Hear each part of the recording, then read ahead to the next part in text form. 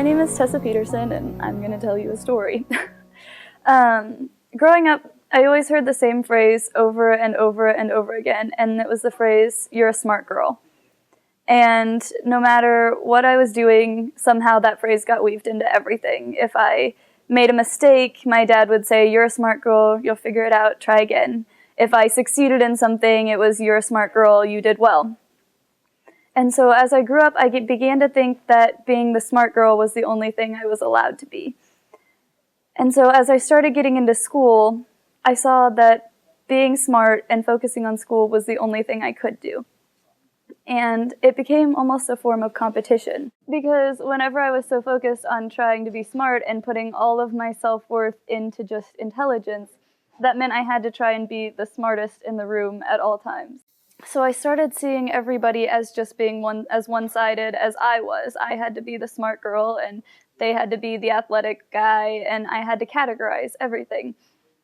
And then my sophomore year of high school, whenever I had stocked my entire self-worth in my test scores and how well I did in school, I got a concussion, which should have been routine. I should have been back to practice within a few days.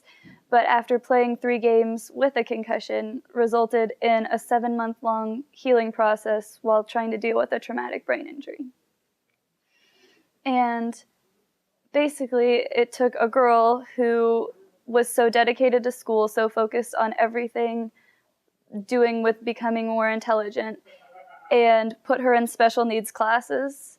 My IQ dropped 10 points from when I was a first grader. I was failing classes. I couldn't even stay at school for a full day. I had to go to neuro rehab for multiple hours every day, talk to psychologists and therapists trying to figure out why my brain wasn't working right. And so the one and only thing that I put as my self-worth, the one and only thing that I thought I was good enough in, was taken away from me. And one day, one of my teachers said, out of kindness, that I should drop the class and retake it again the next year, because I was so far behind that it wasn't even worth finishing the class. And that was the first time that I ever drove my car home and had to talk myself down from driving my car off the road. Because every day after that, when I was driving home, I was fighting with myself as to whether or not I wanted to drive off the side of the road and commit suicide. And I found myself every time I went over a hill hoping that somebody would be on my side of the road and hit me head on, so that I wouldn't have to keep living, but it wouldn't be my fault. And that I wouldn't have to face the fact that I was giving up on my family and my friends, but I also wouldn't have to keep living this life that I felt I was worthless in. And I used to sit at home and just think about how I would kill myself and what I would do and how I could end it all so easily. And I was so afraid to tell anyone, because my biggest fear was telling my parents and having them think that they'd failed as parents because it wasn't their fault, or telling my friends and having them think that they weren't being good enough friends because it wasn't their fault. It was all me. And what made it worse is that as I felt so worthless for not being smart anymore, I felt even more worthless for not being able to handle the problem on my own. And rather than being open to being vulnerable and opening up to other people about it, I kept it all inside because I was afraid of being weak. And over the time, after 7 months, I got better. But I never really recovered, because from that point I realized that I wasn't as smart as I had always thought I was, and that I couldn't go on trying to be this girl that I didn't think I could be. And so I still felt very trapped and very worthless, and like it didn't matter what I did because I wasn't succeeding. My junior year, I got another concussion, and things got even worse, because once again I was back in the same place, and I was being told that there may be lasting effects longer than even what I had before.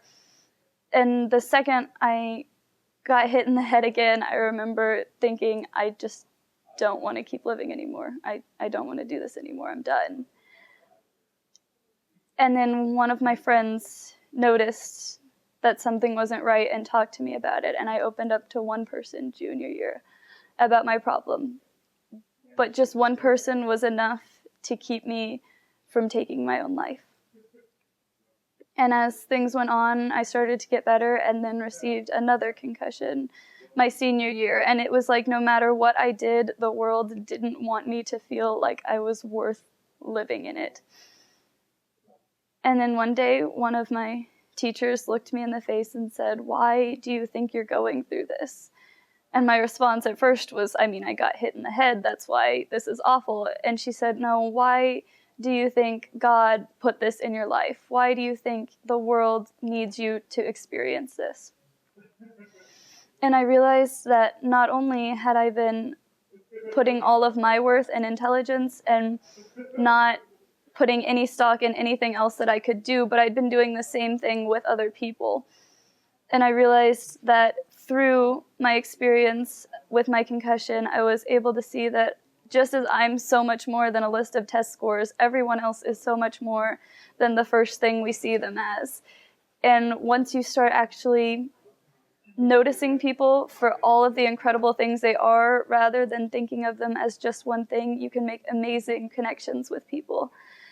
And I realized that I'm so thankful for what I went through, for having 4 traumatic brain injuries and being suicidal, because it lets me connect with people on a level I never thought I would be able to.